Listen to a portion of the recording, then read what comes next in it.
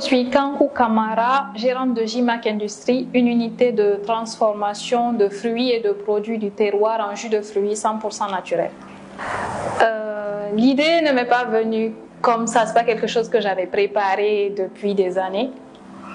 C'est venu de façon vraiment hasardeuse. Ma sœur qui a envoyé des fruits de la passion à la maison, elle a fait des jus et j'ai essayé aussi. Chaque fois que je cuisine, je mettais des stories, je mettais des trucs. Donc j'ai posté et un ami m'a demandé si je vendais. Je lui ai dit non, mais c'est possible. Et il a passé la commande. Il a fait une commande de 4 bouteilles de jus et je lui ai fait.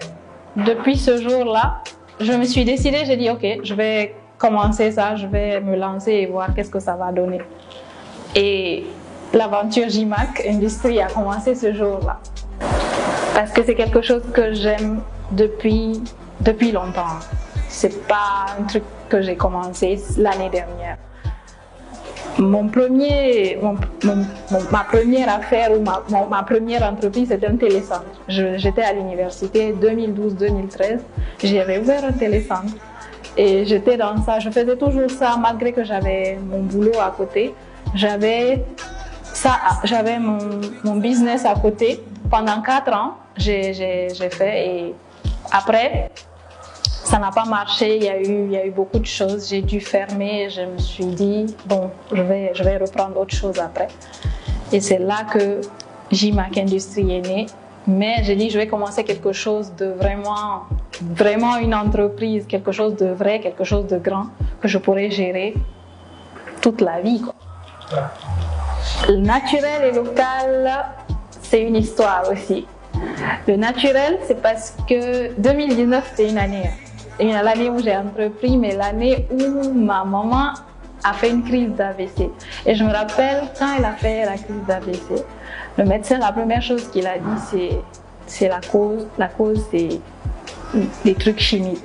Le sel, le jumbo, trop de sucre, tout ce que vous mangez comme chimique. Et mon papa, je me rappelle qu'il nous disait tout le temps, c'est pas bon de mettre les jumbo dans la sauce, c'est pas bon de prendre des trucs chimiques. Par exemple, quand on faisait du bissap avant, je rajoutais toujours des trucs chimiques.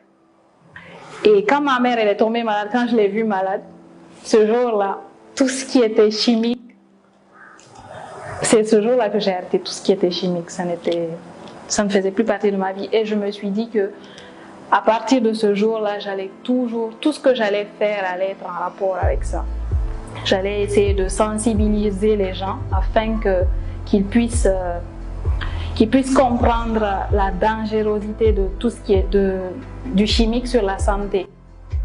Donc, le naturel, c'est pour ça, c'est de promouvoir la consommation et l'initiation des populations à la consommation naturelle pour leur santé en fait.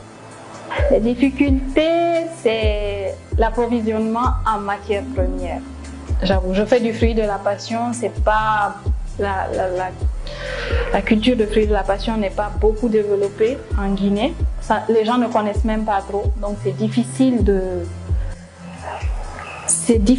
s'approvisionner en fruit de la passion en fait parce que c'est cher. La cherté des produits font que nous vendons cher nos boissons, alors que l'objectif, c'est de vendre à des prix vraiment raisonnables pour que le Guinéen moyen puisse s'en procurer sans problème. Et le deuxième point, la deuxième difficulté, c'est les emballages. On aimerait bien avoir des emballages personnalisés selon nos entreprises. Mais les emballages aussi coûtent très cher. Nous ne pouvons pas acheter des emballages chers et vendre le produit encore 2 fois plus cher. Ça ne va pas, ça ne rapporte pas. La valeur ajoutée, c'est que nous faisons des choses différentes. Nous faisons des choses assez différentes et nous essayons tout le temps d'innover et de créer des choses, de nouvelles choses, de nouveaux produits. Par exemple, le fruit de la passion, c'est pas quelque chose qui était connu avant. On a décidé de transformer en jus de fruits et je pense qu'on est déjà les premiers. On a essayé le cocktail de pastèque et fruits de la passion, le cocktail de pain de singe au lait et à l'ananas. Nous essayons de créer de la nouveauté pour nos clients. Ce que je pourrais dire à une jeune fille comme moi, lambda, qui aspire à réussir et qui veut sortir de l'ordinaire, il faut du courage, de la persévérance, mais aussi il faut surtout savoir ce que l'on veut. Si c'est entreprendre, il faut le faire, il faut commencer, mais ne jamais s'arrêter. Comme je l'ai dit au début, moi, ma première affaire, je me suis arrêtée. Et quand j'ai repris JMAC Industries, je me suis fait la promesse d'aller jusqu'au bout. Et si je dois donner un conseil à une autre jeune fille, c'est que quand tu commences, quel que soit le secteur, que ce soit dans la transformation ou dans autre chose, quand tu commences, il faut aller jusqu'au bout. C'est pas facile, la route elle est très longue. Il y aura beaucoup d'obstacles, il y aura beaucoup d'échecs. Il y aura des moments où il n'y a aucune envie d'avancer, mais il faudra avancer parce qu'il y a des gens qui vous ont vu commencer, qu'il y a des gens qui croient en vous, même si c'est une personne. Pour cette personne-là, il faut aller de l'avant, il faut se relever. C'est ce conseil-là que je donnerais à toute personne qui aspire à réussir dans la vie, que ce soit dans l'entrepreneuriat ou ailleurs. Consommons ce que nous produisons.